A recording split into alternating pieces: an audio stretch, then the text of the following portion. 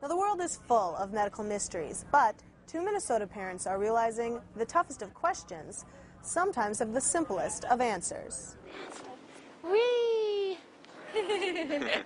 It's hard to imagine little Quinn and Ava Rustin unable to play, move, or even lie down without screaming in pain. Wow, look at how high you are, Eva.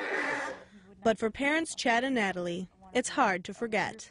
She'd wake up 3, 4, 5 times a night screaming in uncontrollable pain, unconsolable pain, which obviously as a parent makes your heart just ache. It was really, really difficult. Ava and Quinn were born with a painful combination of ailments: severe acid reflux, food allergies, club feet. The list goes on. Horrible. It was the worst thing in the world. And the worst part? No one knew what was wrong. Really rule out any sort of major illness that may be causing it. And everything medically came out normal. The Rustins spent thousands of dollars a month on doctor's appointments and prescriptions trying to find answers. After months of their own research, they turned to Johnson Spinal Care in Apple Valley for a procedure called NUCA. It's performed by only about 200 doctors in the world. NUCA deals almost entirely with the very top part of the neck.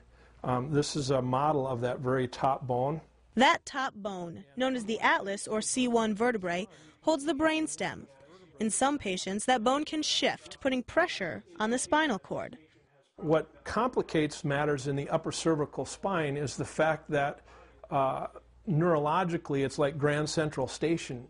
Dr. Johnson discovered Quinn and Ava's atlas was shifted to the right, putting pressure on the nerves that influence the digestive system.